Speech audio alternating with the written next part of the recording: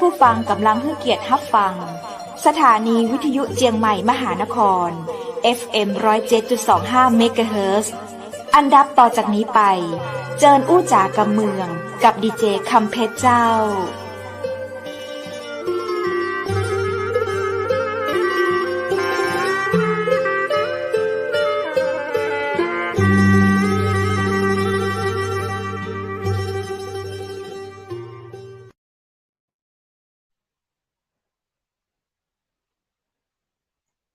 สวัสดีเจ้าสวัสดีคุณผู้ชมที่ฮักและกระเตึงหาจับนักนะเจ้ายินดีต้อนรับเข้าสู่รายการอู้จ่ากำเมืองต่างจังใหม่มหานครแพร่ภาพออกอากาศจากอาคารวังสิงห์คำอำเภอเมืองจังหวัดเชียงใหม่เจ้าคุณผู้ชมและคุณผู้ฟังเจ้าปีกับปากะข้าเจ้าดีเจคำเพชรเจนเกยนะเจ้าป้ากันในวันดีๆวันนี้ตรงกับวันพุธที่11เดือนมกราคม2566เจ้าคุณผู้ชมและคุณผู้ฟังวันนี้เฮาปากันยังอยู่ในช่วงของฤดูหนาวดูแลรักษาสุขภาพกันตัวเน้อที่คุณผู้ฟังอยู่นั้นเป็นจะใดกันพ้องเอิ้นจากกันมาได้นะเจ้าทักทายกันมาบอกว่าจะเป็นตังเพจ Facebook และ YouTube ของจังใหม่มหานครนะเจ้ายินดีจัดนักเลยได้มาอู้มาจากันดีๆเช่นเกิในวันนี้นะเจ้าเวลา 20:10 นาทีจนถึง 3 ทุ่มซึ่งในวันนี้ทางจังหวัดมหานครของเฮานั้นได้มีโอกาสต้อนรับแขกผู้มีเกียรติของเฮานะเจ้าซึ่งวันนี้ท่านเป็นนักธุรกิจนะเจ้ามีธุรกิจส่วนตัวมีอะหยังที่อยากจะมาเล่าสู่กันฟังซึ่งแต่แล้วนะเจ้า VIP หรือแขกรับเชิญของจังใหม่มหานครในวันนี้เปิ้นเคยมาอู้จากกับเฮาเมื่อปีที่แล้วปี2565มาก่อนแล้วเนาะเตื้อหนึ่งเจ้า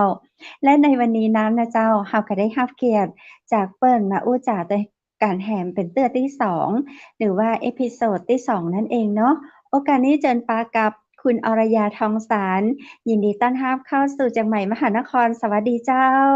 สวัสดีค่ะคุณอรยาอยู่ที่ไหนนะเจ้าดูเหมือนจะหนาวขนาดเลย ตอนนี้อยู่หมู่บ้านกอมูเดอร์ค่ะที่แม่ฮ่องสอนค่ะวันนี้ไปแอวถึงแม่ฮ่องสอนเลยกะเจ้ามาหลายวันแล้วค่ะเป็นจะใดเจ้าเล่าสู่กันฟังพ้องเป็นจะใดพ้องเจ้าตอนนี้อากาศก็จะเริ่มหนาวลงเรื่อยๆนะคะตอนนี้ก็อยู่ประมาณ24องศาค่ะแต่ว่าดูจากสภาพอากาศเขาก็บอกว่าจะต่ำสุดอยู่ที่ประมาณ14องศาค่ะของวันนี้อ๋อหนาวคือหนาวประมาณนี้กุวันกะเจ้าหนาวมันแล้วแต่บางวันค่ะบางวันเคยต่ำสุดก็อยู่ที่ประมาณ10องศาอะไรอย่างเงี้ยค่ะอ๋อแล้วแล้วคุณอรยาก็อยู่ได้แบบเริ่มชินไปกับอากาศกะเจ้าใช่ค่ะเริ่มชินแล้วค่ะตอนแรกๆมานี่ก็ใส่เสื้อกันหนาวหลายชั้นเลยค่ะแต่ตอนนี้เริ่มชินแล้วค่ะ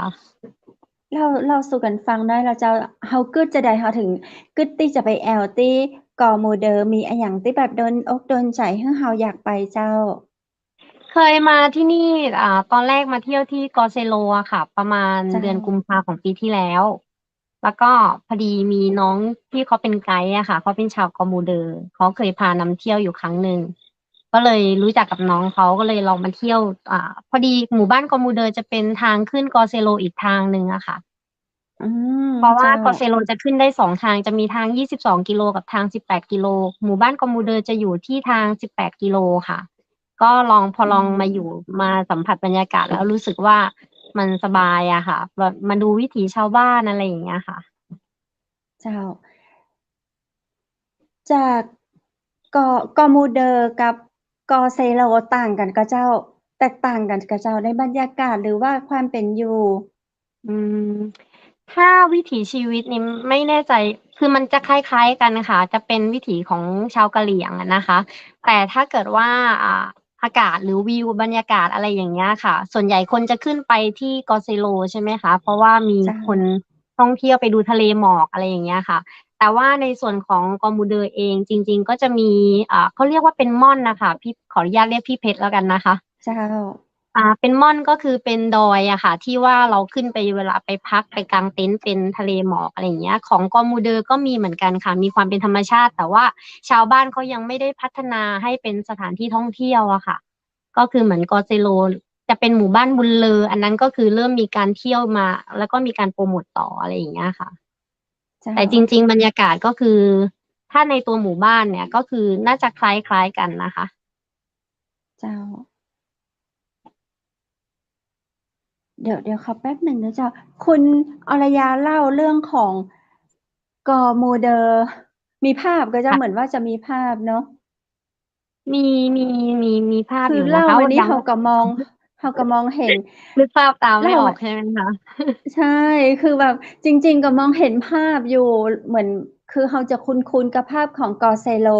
แต่เฮาอยากเห็นภาพชาติๆของกอโมเดอร์ทีมงานเฮามีภาพก็เจ้า มีไหมคะรู้สึกว่าวันนี้จะส่งไปให้นะพอดีวันนี้ไปที่โรงเรียนด้วยอ๋ค่ะเป็นโรงเรียนอกอมูเดลอืมไปเนี่ยอย่างอะเจ้าไปแอวหรือว่าไปมีกิจกรรมอย่างอื่นก็เจ้าวันนี้ที่โรงเรียนบ้านกอมูเดลจะมีอ่าเขาเรียกว่าอะไรอะบริษัทที่เป็น TOT เก่าอะค่ะเขาเปลี่ยนเป็นโทรคมนาคมอะเขามาแจกทุนการศึกษาให้น้องๆค่ะมาจัดกิจกรรมร่วมเกมสนุกแล้วก็แจกทุนการศึกษาให้น้องๆพอดีอยู่ใกล้กับบ้านของชาวบ้านของน้องเขาที่มาพักอะค่ะเดินไปไม่ถึง500 เมตรอะค่ะก็เลยไปร่วมกิจกรรมไปดูน้องๆเล่นเกมด้วยอืม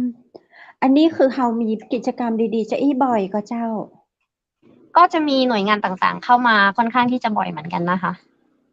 อืมเพราะว่าทางโรงเรียนนะคะเขาก็ยังขาดพวกอุปกรณ์ต่างๆค่อนข้างจะเยอะที่ถ้ามีหน่วยงานไหนที่เขาสนใจเขาก็จะอ่ามีโอกาสเขาก็จะมาช่วยมาบริจาคอะไรอย่างเงี้ยค่ะเท่าที่ดูน้องๆก็ยังขาดอุปกรณ์กีฬาอะไรอย่างเงี้ยค่ะเจ้าตอนช่วงนี้เฮารอภาพจากกอโมเดอร์น่าจะเดินทางมาไกลอยู่เนาะกอมูเดอร์มันอยู่ในตำบลแม่สามแลบอะค่ะ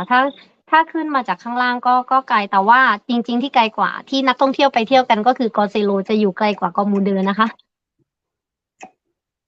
อืมอย่างที่บอกพี่เพชรแต่แรกอะค่ะว่าทางขึ้นกอเซโลมันจะมี2 ทางก็คือทาง22 กิโลกับทาง18 กิโลกอมบูเดอร์จะอยู่ในเส้นทาง18 กิโลอะค่ะมันจะใกล้กว่าแต่เส้นทางมันจะค่อนข้างจะลำบากกว่าทาง22 กิโล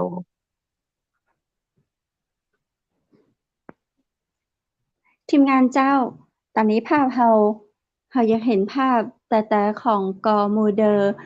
จะมีเหมือนกอไซโลกอยนะคุณอรยาปอโฮก็เจ้ากามว่ากอโมเดอร์นี่เป็นภาษาอย่างอะเจ้าเป็นภาษากะเหรี่ยงค่ะเป็นชนเผ่าแปลปาปากายองค่ะแปลว่าอย่างอะเจ้า คำแปลคำแปลไม่แน่ใจค่ะต้อง เออกอโมเดอร์ค่ะภาษากะอันนี้จะเป็นเหรี่ยงเนาะภาพที่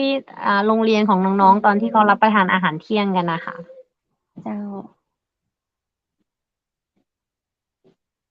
อันนี้คือภาพในวันนี้เลยมั้งคะเจ้าใช่ค่ะวันนี้เลยวันนี้อืเลยแล้วก็ ม บางทีอาหารของน้องๆก็นั่งร่วมกันอันนี้ก็มีเด็กประมาณร้อยกว่าคนอะค่ะมีแซนด์วิชตัว พี่ทีมงานของที่เขามานะคะเขาก็เอาแซนด์วิชมาเสริมให้ค่ะคือดูภาพน้องเสื้อแดงที่นั่งถาดนี่เนาะคือถุงเท้าน้องขาดใช่ไหมเนี่ยแม่งก็เจ้า ใช่ใช่ใช่ค่ะ คือชัดเจนมากคุณผู้ชมนี่คือน้องอยู่กอโมเดอร์ถุงเท้าน้องขาดค่ะแล้วพี่ผู้ใหญ่ใจดีเนาะส่งถุงเท้าให้น้องหน่อยน้องหนาวนะเนี่ยแต่น้องใส่หนาถุงเท้าวค่ะอืมแล้วแล้วเหมือนว่าถุงเท้าที่น้องใส่อยู่อะข้างหนึ่งสีดำแล้วก็อีกข้างสีครีมด้วยนะเนาะเป็นมิตรค่ะเอผสม อค่ะ หรือจะใช่ค่ะเพราะว่าเขาเท่าที่ดูก็ใส่พวกอุปกรณ์ชุดนักเรียนอะไรอย่างเงี้ยค่ะก็ยังค่ะขาดแคลนอยู่ค่ะขาดแคลแต่ถ้านอยู่เป็นเสื้อกันหเนาะนาวบางทีก็จะมีหน่วยงานต่างๆเอามาบริจาคค่อนข้างเยอะนะคะแต่ว่าโดยส่วนตัวมองว่าถ้าจะไปบริจาคก็จะเป็นพวกอุปกรณ์ชุด ชุดนักเรียนถุงเท้ารองเท้าอะไรอย่างนี้ดีกว่าค่ะน้องๆน่าจะได้ใช้ประโยชน์มากกว่าเพราะเสื้อกันหนาวก็คือเหมือนภาคเหนือทั่วไปทุกคนก็ต้องคิดว่าต้องการอุปกรณ์กันหนาวใช่ไหมคะมันก็เลยมีอืค่อนข้างจะมเยอะค่ะ มีเยอะเนาะแต่เราลืมเรื่องของถุงเท้ารองเท้าโมใช่นี้ก็จะค่ะอืมที่เต่าที่คุณอรยาขึ้นไปสัมผัสนี้น้องขาดแคลนอย่างแหมก็เจ้าก็ที่เขาอยากอุปกรณ์นำเสกีฬานอนะคะก็อย่างเช่นลูกฟุตบอลลูค่ะกตะกร้ออะไรอย่างเงี้ยก็จะมีปริมาณน้อยค่ะมีก็จะเป็นของเก่าแล้วก็อืจมริงๆที่อยากจะได้ถ้าเกิดว่ามีโอกาสที่จะแนะนำจริงๆก็อยากจะคือที่โรงเรียนมันจะไม่มีลานสำหรับเป็นสนามกีฬาค่ะอย่างเวลาน้องๆจะมีกิจกรรมเกี่ยวกับฟุตบอลหรือว่าตะกร้ออะไรอย่างเงี้ยเวลาเข้าร่วมการแข่งขันอย่างเงี้ยถ้าจะซ้อมก็ต้องเดินขึ้นไปถ้าจำไม่ผิดจะต้องขึ้นไปทางสำนักสงฆ์อะค่ะสำนักสงฆ์ก็คือมันก็เดินขึ้นไปเกือบ1 กิโลเหมือนกันนะคะเพื่อไปหาอืลานกว้างมๆใช้ในการซ้อมคือที่บริเวณโรงเรียนมันจะไม่มีสนามอะค่ะอืมก็ยังขาดในส่วนตรงนี้อยู่อันนี้อันนี้เพิ่งจะค่ะเข้าไปดูที่โรงเรียนมาได้แค่2-3 วันเองนะ อ๋อเจ้าไปไปในฐานะอย่างเจ้านักท่องเที่ยวนักท่องเที่หรือว่าเขายวค่ะพอดีมาพัเจ้ากที่บ้านน้องเขาที่เป็นไกด์เนี่ยก็มาพักในฐานะนักอ๋ท่องเที่ยวอค่ะอืมคือน้องแต่เป็นไกอยู่แล้วด์ของอากาศหมู่บ้านมันดีไงคะพี่เฟสก็เลยอ่ยังไม่อยากกลับากรุงเทติดพ อ่าติดใจ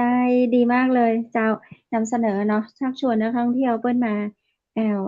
อันนี้คือเป็นครั้งที่เท่าใดก็เจ้าอ่ามาที่นี่เป็นรอบที่3ค่ะอืม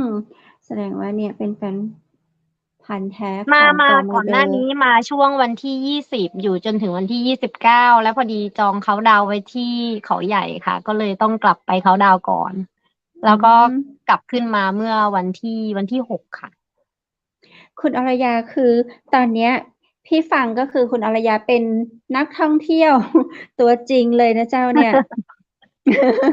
ใช่ค่ะจะเดินทางบ่อยจะเที่ยวบ่อยก็เหมือนครั้งที่แล้วที่เจอพี่เพชรอะค่ะก็คืออันนั้นมาเที่ยวโซนลำปางแล้วก็ขับรถไล่ขึ้นมาที่ขุนแปะจอมทองแล้วก็ไปแวะไหว้พระธาตุจอมทองครั้งนั้นที่เจอพี่เพชรยังจำได้เลยใช่เราเจอกันที่พระธาตุจอมทองเมื่อคืนค่ะพี่ไลฟ์สดอยู่ที่พระธาตุจอมทองก็คิดถึงคุณอรยาแล้วก็โชคดีมากเลยวันนี้เราได้มาคุยกันเพิ่มเติมเจ้าใช่ อันนี้ก็เป็นภาพของวันนี้ทั้งหมดเลยเนาะใช่ค่ะจอยากดูริงๆมีภาพบรรมียากาศมีก่อนเจ้าวันเนี้ยคือเดินเข้าไปแล้วเห็นน้องๆเขาพักเที่ยงใช่ไหมคะเขาก็เตะตะกเจ้า ร้อกันอยู่ก็เลยนึกสนุกอยากไปร่วมเตะกับน้องเขาก็มีช่วงที่ไปเตะตะกร้อเล่นกับน้องด้วยก็ลงไปในเฟซค่ะแต่ไม่ได้ส่งให้ทีมงานจริงอ๋อ ๆมันก็สนุกแต่น้องเขาเล่นกันกลางแดดเปรี้ยงเลยนะคะตอนเที่ยงเลยผ่าแดดเลยอืมก็คือตอนเช้าจะอากาศหนาวกลางคืนใช่จะหนาวค่ะจัดแต่กลาใช่งวันแล้วก็ค่ะยังมีแสงแดดอุ่นๆให้เนาะใช่ใช่ค่ะแดดเปรี้กลางวันก็ยงนี่จะร้อนค่อนข้างระดับไหนจะร้อนนะคะเจ้าแต่ว่าก็คืออืความร้อนมันมก็จะไม่เหมือนในเมืองอะค่ะจะไม่เหมือนที่กรุงเทอ๋อพก็คือ เจ้าใช่ค่ะก็คือยังมีความชื้นอยู่ที่นี่อย่างอุณหภูมิสมมติว่าอุณหภูมิ14 องศาของที่นี่กับที่กรุงเทพเนี่ยมันจะไม่เหมือนกันนะคะความรู้สึกเพราะว่าจะดูในในในเปอร์เซ็นต์ของความชื้นนะคะอย่างที่นี่14 องศาแต่ความชื้นคือ100%โอ้ใช่เจ้าอืมความชื้นสูงค่ะมันก็เลยจะแบบหนาวเย็นแบบแต่มันสบายนะคะเจ้าถ้าอยู่สักพักหนึ่งแล้วในเรื่องร่างกายปรับได้มันก็จะสบาย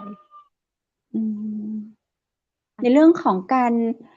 อยู่การกินเนี่ยเรามีเพื่อนอยู่ตรงนั้นเรามีคนที่เป็นไกด์ที่เรารู้จักแล้วก็ดูในเรื่องของอาหารการกินก็ไม่น่าจะมีปัญหาแล้วแล้วในเรื่องของเวลานอนดึกๆเนี่ยถ้ามันหนาวๆเนี่ยคุณอารยาจะนอนเราอยู่ในบ้านคือจะต้องเป็นบ้านลักษณะของบนภูเขาแม่นก็เจ้าเป็นหรือว่าบนดอยค่ะ เรานอนเป็นตึกไหมหรือว่าเรานอนไม่เต็นท์ค่ะเป็นบ้านค่ะค่ะเป็นบ้านที่อยู่นี่ก็อืม เป็นบ้านไม้นะคะส่วนใหญ่ที่นี่ก็จะเป็นบ้านไม้สักอะไรอย่างเงี้ยแต่ก็มีบางส่วนที่เป็นไม้ไผ่ก็เขาก็จะมีห้องอยู่เราก็จะนอนในห้องที่นี่เขาเตรียมให้ดีมากเลยค่ะ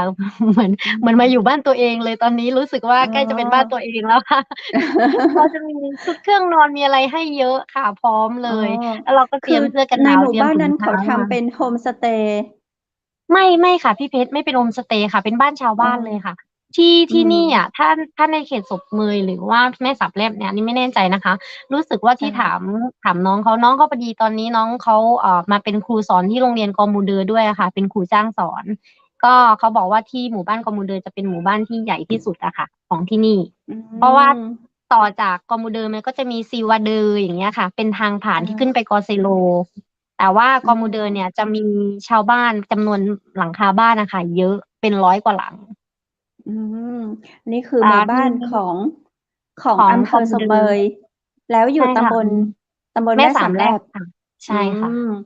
กโมเดอร์ตำบลแม่สามแลบอำเภอใช่ศพเมยที่นี่มีไฟจังหวัดแม่ฟ้าเข้าฮ่องสอนถึงนะคะมีไฟฟ้าเข้าถึงแต่เออทางค่อนข้างแบบลำบาก เออเจ้าทางค่อนข้างลำบากนี่คือประมาณใดอะเจ้าประมาณใดตอนแรกเคยเคยคิดว่าจะเอาเก๋งอะค่ะขับเก๋งใช่ไหมคะมาจอดที่เจ้าอุทยานข้างล่างอะค่ะแล้วน้องก็บอกว่าถนนปรับปรุงใหม่แล้วก็เลยให้เอาขึ้นมาได้วันครั้งที่มาเมื่อประมาณที่20ก็ขับเก๋งลุยขึ้นมาเลยค่ะมาอ๋จอดอ ที่เนี่ยค่ะบ้านกอมูเดอร์โอ้สงสารรถค่ะพี่เพชรเพราะคือถนน คือมันก็เป็นคอนกรีตอะนะคะแต่เป็นคอนกรีตมาประมาณเจ้า10 กว่าปีแล้วก็เส้นทางสิบอ๋แปดกิโลที่อขึ้นกอเซโลตรงเนี้ยส่วนใหญ่มันอืจะเป็นมรถออฟโรดอะค่ะที่วิ่งผ่านอ๋อมันเจ้าถนนมันก็เลยค่อนข้างที่จะพังเร็วมันก็จะเป็นหลุมเป็นบ่ออะค่ะแล้วมันก็ไม่ได้อืเป็นคอนกรีตมตลอดเส้นทางนะคะมันก็ยังเป็นเจ้าถนนแดงอะค่ะถนนฝุ่นอะกออืเซโลที่เขาม บอกว่าทางดีวีเซเว่นไงคะพี่เพชรจริงๆคือฝุ่นตลบเลยค่ะ ไม่อ๋อ ไม่ต้องย้อมสีผมมาค่ะนักท่องเที่ยวใครจะมานี่ไม่ต้องย้อมสีผมค่ะได้สีผมใหม่แน่นอนเออค่ะก็กอมูเดอร์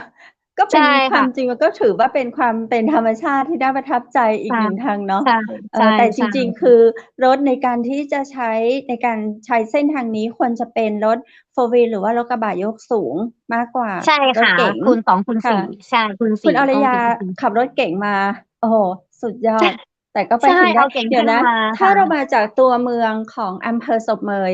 เราจะกี่กิโลนะบ้านกอมูเดอร์ กอมูเดอร์อำเภอศพเมยขออนุญาตแป๊บหนึ่งนะคะจ้ะ ใช่ถามน้องเขาได้ไหมคะ ได้พมาช่วยกันอดีน้องเขาคุยหน่อย ได้ไหมคือหรือว่าห่างน้องเขาจะจากตัวอำเภอแม่ตอบได้เลยค่ะ เสลียงกับอำเภอศพเมยอะจะห่างจากกอมูเดอร์อำเภอศพเมยหรือว่าอำเภอแม่เสลียงจะห่างไกลกว่ากันเท่ากันค่ะน้องเขาบอกเท่าเท่ากันกันประมาณกี่กิโลคะกี่กิโลนะ55 กิโลค่ะ55กิโลใช้เวลาเดินทางกี่ชั่วโมงชั่วโมงกว่าๆค่ะชั่วโมงถ้ามอเตอร์ไซค์นะคะเพราะน้องเขาขับมอเตอร์ค่ะ ไซค์ คุณอารแต่ถ้าเป็นยาขับใช้รถยนต์เวลาไหมคะนี่พี่เพชรต้องเผื่อไว้เลยค่ะถ้าเป็นรถเก๋งรถยนต์เนี่ยต้องประมาณ2 ชั่วโมงค่ะ2ชั่วโมงก็ค่อยๆคลานเอาเนาะ ใช่ค่ะเพราะว่าชมทางชมคือวิวธรรมชาติไป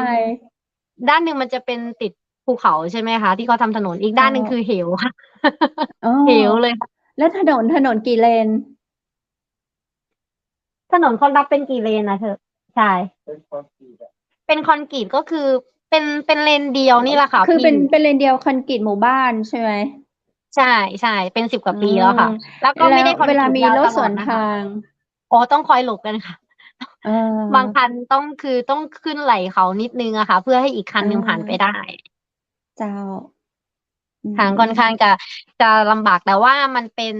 เหมือนเป็นความท้าทายอย่างหนึ่งที่นักท่องเที่ยวชอบอย่างที่บอกอะค่ะพวกออฟโรดพวกอะไรอย่างเงี้ยจะสายออฟโรดจะชอบมากจริงๆที่บอกว่ากอเซโลขึ้นได้2 ทางมี22 กิโลกับ18 กิโลใช่ไหมคะทาง22 กิโลเองก็ไม่ได้เป็นทางคอนกรีตตลอดนะคะ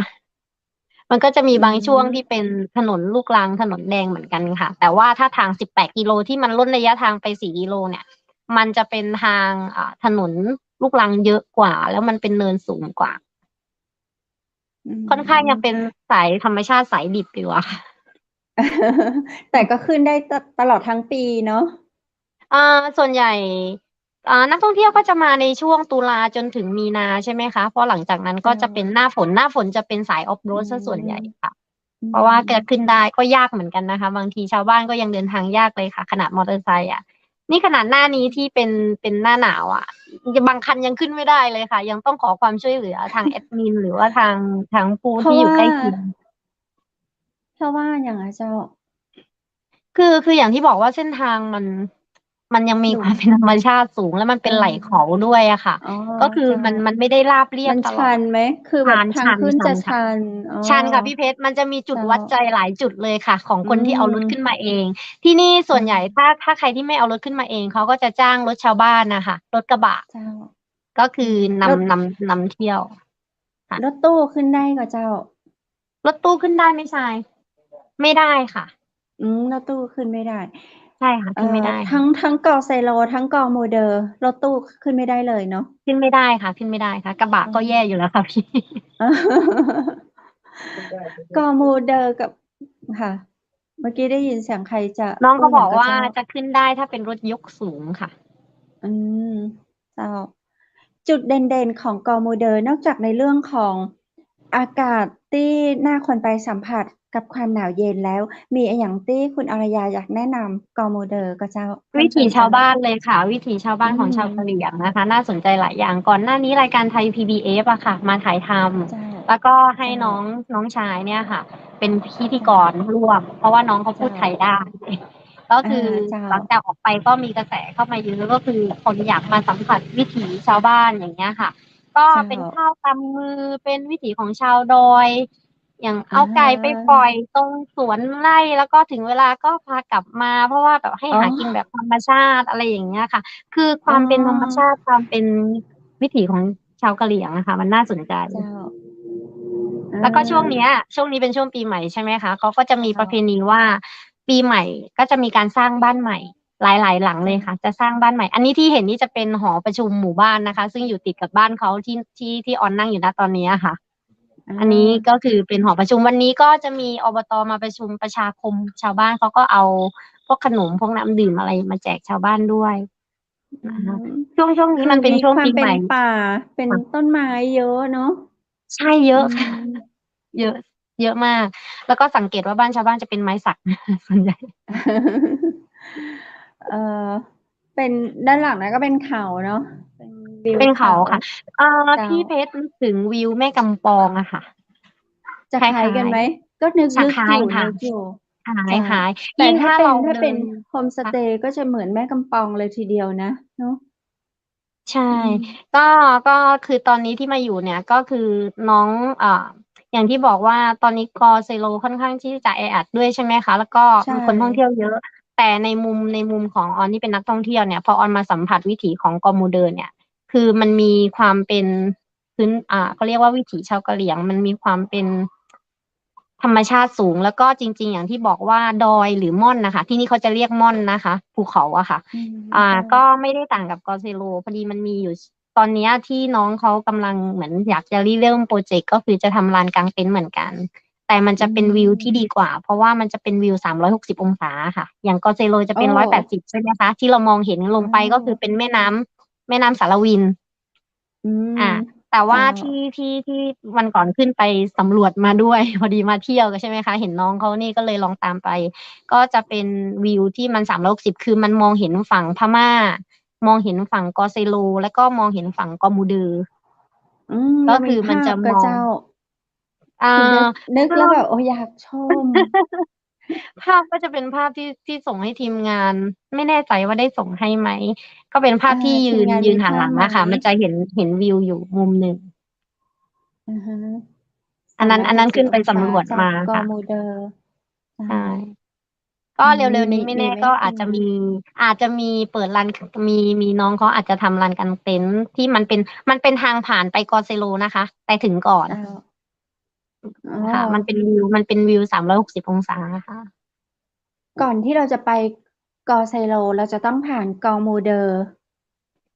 มันมี2 เส้นทางค่ะพี่เพชรคือถ้าเกิดเจ้าว่าเลือกไปทางอ๋อ22 กิโลก็คือจะผ่านหมู่บ้านซีวาเดอร์จะเจ้าไม่ผ่านบ้านกอมูเดอร์ค่ะกอมูเดอร์ใช่แต่ถ้ามาทาง18 กิโลก็จะผ่านหมู่บ้านกอมูเดอร์ค่ะค่ะมีคำถามน้องอรยาถามน้องที่อยู่ในหมู่บ้านว่าชื่อกอมูเดอร์แปลว่าอะไรอแปลย่างเจ้าว่าอะไรคนอยากใช่ รู้มากเลยคำถามถามมา เป็นชื่อของคนที่มาบุกเบิกอะค่ะ แล้วมีอ๋ความหมายไหม อเจ้า จริงๆให้น้องก็เข้ามาตอบมันง่ายกว่าไหม เป็นชื่อของคนบุกเบิกเนี่ยค่ะนี่คือภาพจากมุมบนที่บอกว่าเป็นจุดชมวิว360อ๋องศาใช่ไหมอคะเจ้าแต่ว่าอันนี้เป็นแค่มุมหนึ่งที่มองลงไปจะเห็นวิวแม่น้ำสารวินค่ะอืมเพราะว่าตอนนี้ที่ยังไม่ได้เคลียร์พื้นที่ที่ว่ามันจะเป็นต้นไม้เล็กๆใช่ไหมคะคือเจ้าถ้าเกิดว่าปรับปรุงตรงนั้นก็คือจะมองเห็นวิวมันเหมือนคล้ายๆเป็นภูเขาที่อยู่ตรงกลางอะค่ะพี่เพชรแล้วเจ้าคือรอบด้านก็จะเป็นทะเลหมอกรอบเลอ่าย แล้วเจ้าก็ถ้าเป็นช่วงหมอกกระจายก็จะส่วนหนึ่งก็จะเป็นสารวินเป็นฝั่งพอืม่ามอีกส่วนหนึ่งก็จะก็คือเป็นฝั่งชกอซิโลมวิวสองแผ่นดินได้เลยใช่ใช่ไหมเจ้าใช่เหมือนใช่คือจะมองเห็นประมาเจ้าณนั้นใช่ค่ะเห็นซึ่งซึ่งประเทศเพื่อนบ้านของเราเห็นเมียนมาด้วย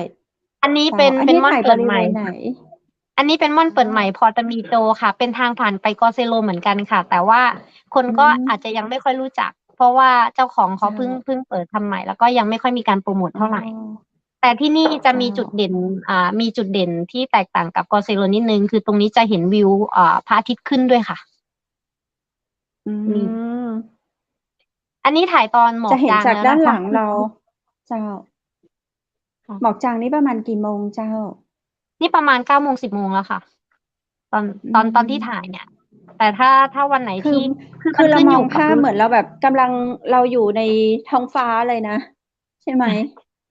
ใช่ค่ะ นี่เรานั่งอยู่ในท้องฟ้าเราสัมันก็มผัสก้อนเป็นเมฆเป็นได้เลยเป็นเป็นแค่ก็เหมือนที่กอเซโลนั่นแหละค่ะเพียงแต่ว่าเจ้าอ่ามันคือตรงนี้มันจะมีจุดตรงเนี้ยมันจะมีที่มองเห็นพระอาทิตย์ขึ้นด้วยมันจะแตกต่างเพราะว่ากอเซโลสวยเหมือนกับสวยทะเลหมอกจะหนาใช่ไหมคะแต่จริงๆไม่อืว่าที่กอมเซโลกอมูเดอร์หรือที่ตรงไหนอ่ะมันก็ขึ้นอยู่กับสภาพภูมิใกล้อากาศอย่างกันวันไหนถ้าลมแรงอะค่ะหมอกก็จะจะเจ้าจะไม่เยอะอืมเพราะเขาก็อยู่ไม่ห่างกันประมาณกี่ใช่กโมเดออ่ร์กับกอเซโลากอเซโลกับกอมูเดอร์ห่างกันกี่กิโล18ไหม กอมูเดอร์กับกอเซโลห่างกัน18 องศา13 กิโลเหรอ13 กิโลอืค่ะ13 กิโลก็ไม่ไกลจากกันสักเท่าไหร่เนาะอากาศก็จะใช่ใช่ใกล้เคีค่ะยงกันเจ้าใช่อืเดี๋ยวพี่มเพชรอาจจะได้ยินเสียงเขาเลื่อยไม้หรืออะไรเพราะว่าช่วงนี้เป็นปีใหม่เขาของชาวกอมูเดอร์เขาจะอ๋อ เป็นประเพณีสร้างบ้านใหม่อืสร้างมบ้านใหม่เจ้าหรือไม่ถ้าไม่ได้สร้างใหม่ก็ต่อเติมบ้านเดิมค่ะ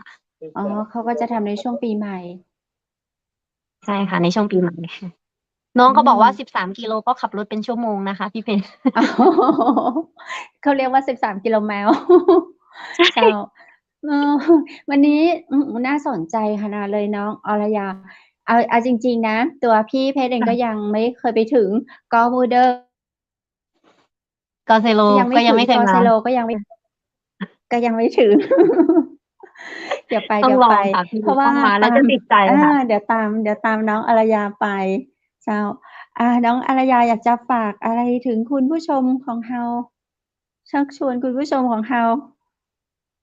ตามก็คงตามน้องชักชวนให้อารยาไปมาเที่ยวกอโมเดอร์ใช่ใช่ค่ะแนะนำให้มาเที่ยวดูนะคะมาสัมผัสบรรยากาศความเป็นธรรมชาติมาอ่าชมวิถีชาวบ้านชาวกะเหรี่ยงก็คือมันก็จะได้อีกรูปแบบหนึ่งอะค่ะคือก็ถ้าทะเลหมอกมันก็มีหลายที่ใช่ไหมคะอย่างทั่วไปคนก็จะไปเขาค้อไปภูทับเบิกอะไรอย่างเงี้ยแต่ว่าบรรยากาศบางอย่างมันก็จะแตกต่างกันอย่างที่บอกมันก็ขึ้นอยู่กับความชอบแต่ว่า ถ้าใครยังไม่เคยมาก็แนะนำให้ลองมาค่ะแล้วจะติดใจนี่มาอยู่ยังไม่มีกำหนดกลับเลยค่ะ คุณอารยาแนะนำเพิ่มเติมแหมนาราจาถ้านักท่องเที่ยวของเราสนใจเนี่ยเขาจะเริ่มต้นจากจุดไหนไปจะใดอะเจ้าเอ่แนะนำว่าก็อย่างที่บอกอะค่ะก็คือโดยส่วนใหญ่ก็เขาก็จะมาที่ถ้าเป็นที่เนี่ยคือจุดปลายทางของทุกคนก็คือกอเซโลอะค่ะพี่เพชรแต่เจ้าอยากจะให้ลองแวะมาที่กอมูเดอร์ดูก่อนเจ้าบางทีมันเป็นอะไรที่มันเหมือนกันเพียงแต่ว่ามันยังไม่ได้รับการโปรโมทหรืออะไรอย่างเงี้ยอ๋อ ค่ะอ่าคืแต่อตอนนี้ถ้าเรากำลังจะค่ะ ปรับในเรื่องของการทำเต็นท์ทำอะไรเนาะทางหมู่บ้านทางน้องที่เป็นไกด์เขาก็กำลังจะเริ่ม ดำเนินการ แล้วก็สามารถไปเที่ยวที่กอไซโล แล้วเราก็เลยไปเที่ยวกอมูเดอร์ก่อนเจ้า ใช่ค่ะ ใช่ค่ะ ก็อือาจจะม เป็นแนวทางให้ชาวบ้านนะคะ แต่ว่าของที่นี่เขาคือเขาก็อยู่กันแบบแต่เดิมอะค่ะเขาก็อาจจะแบบยังไม่ค่อยคือบางทีคนที่นี่ก็ยังไม่ค่อยได้ขึ้นไปที่กอเซโลเหมือนกันนะคะ อาของวิใช่ถีกะเหรี่ยงก็คือใช่แต่ว่าใช่ถ้าเกิดว่าคือมันต้องเริ่มให้นักท่องเที่ยวมาเที่ยวดูอะค่ะพี่ว่าบรรยากาศมันเป็นยังไง แล้วก็เป็นการบอกต่อกันมากกว่าอืมค่ะ นี่ก็ขนาดคุณอรยาเนาะแค่แบบเบาๆ3ครั้ง ครั้งที่3อยู่ยาวด้ครั้งวย ที่3ค่ะครั้งนี้อาจจะเป็นเดือนเลยค่ะพี่เพชร โอ้ ดูโฮแล้วเจ้าเออหลักๆเลยเนาะก็คือบรรยากาศแล้วก็ความเป็นกันเองของคนในหมู่บ้านใช่ค่ะชาวบ้านน่ารักเนาะมากค่ะขเจ้านาดบางคนพูดไทยไม่ได้นะคะอืมันก็มีมค่ะคนที่พูดไทยได้แต่ว่าจะเป็นส่วนน้อยแต่บางคนเขาพูดไทยไม่ได้แต่ใช้วิธีสื่อสารมือเขาก็แบบท่าคุยกับเราทางอะไรอย่างเออเงี้ยค่ะใช่คือใช่ภาษาของเขาคือใช้ภาษาภาษากะเหรี่ยงเลยค่ะอ๋อเจ้านี่ในมาอยู่ก็ในหมู่ ได้หลายคำเลยนะคะอย่างน้อยก็กินข้าวก็ออมมิคำหนึ่งแล้ว อ๋อเหรอออมิเออพี่เคยได้ยินเขาพูดคือออเมอาอันนี้อาหมี่ออมิใช่ค่ะน่ามันอยู่ที่รักสำเนียงค่ะแต่เหมือนเรา อ๋อเราไม่รู้เจ้าใช่ไหมคะเราก็ขอตรงตัวเป็นออมมิจริงๆคือออมหอามี่นั่นแหละค่ะน่าอาใช่เจ้าเออได้ภาษาน่ารักอืม ใช่ ไม่หลงค่ะคนน่าทางแล้วรักค่ะหลง ก็ใช่ก็ข้าวเบ๊ะค่ะของกอมูเดอร์ของกะเหรี่ยงอาก็หารที่เขาแบบคล้ายๆข้าวทานประจต้มำใช่ค่ะคล้ายๆข้าวพี่เพชรเป็นต้มข้าวต้มเนาะใส่ผักใช่ค่ะ อามีคนแซวมาบอกว่าที่จะไปอยู่เป็นเดือนนี่คือขับรถขึ้นไปแล้วขับรถเองลงไม่ได้ใช่ไหมเดี๋ยวผมไปขับให้ครับ ยินดีเลยค่ะลองขับขึ้นมาค่ะแล้วจะอาจจะเไม่อยากลงไปด้วยเหมือนออกันก็ได้ค่ะ เนาะโอ้โฮคือตอนนี้กำลังมองหาทิศทางที่สร้างบ้านพี่ใหม่เพชรต้องมาในช่วงปีนี้ ค่ะพี่เพชรต้องมาอย่างพี่เพ ชรเดี๋ยวไปนี่บอกเที่ยวหาเลยว่าจะสร้างรอน้องอรยาสร้างให้เสร็จเดี๋ยวไปเดี๋ยวตามไป ของน้อ กงเขาอมูเดอค่ะของร์ไม่น่าจะน้องเขา เจ้า แค่อยากรอพี่ลองไปกางเต็นท์ดูอยากรอชมเพราะว่าวันนั้นขึ้นไปกันที่เขาไปสำรวจก็ลองตามไปด้วยอะค่ะก็เห็นวิวแล้วก็โอ้โฮ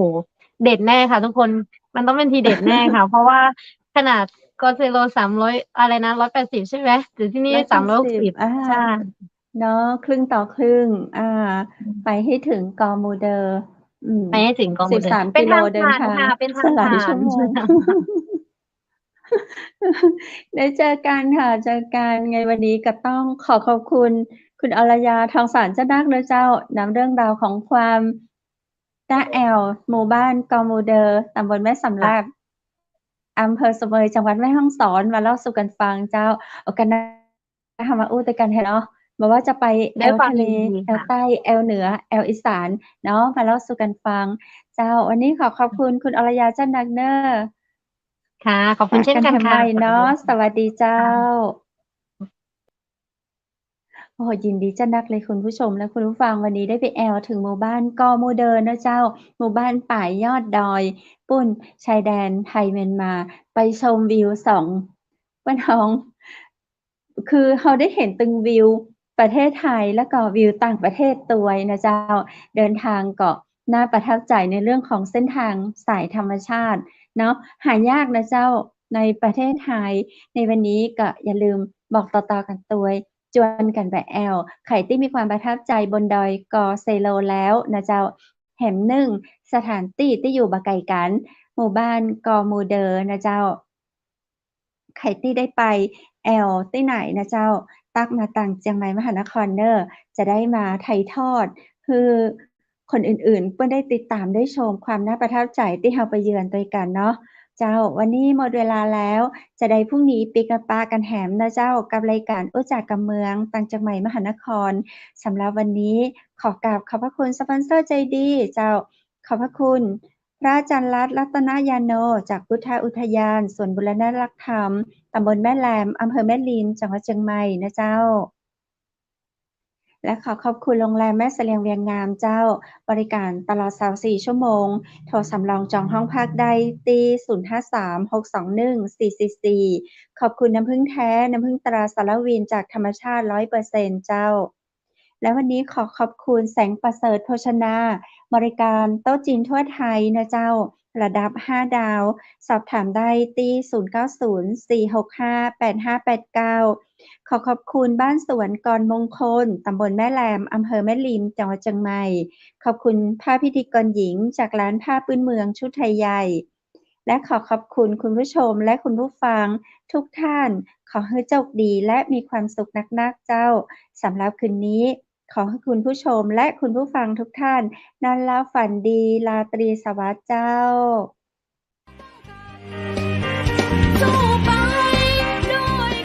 สถานีวิทยุเจียงใหม่มหานคร 107.25 เมกะเฮิรตซ์ขอแสดงความห่วงใยและเป็นกำลังใจให้ทุกท่านในช่วงการระบาดของโรคโควิด -19 ในครั้งนี้เพื่อลดความเสี่ยงควรสวมหน้ากากอนามัยทุกครั้งล้างมือเป็นประจำขอให้อยู่ที่บ้านให้นักที่สุดด้วยความปรารถนาดีจากหมู่เฮาเจ้าเจียงใหม่มหานคร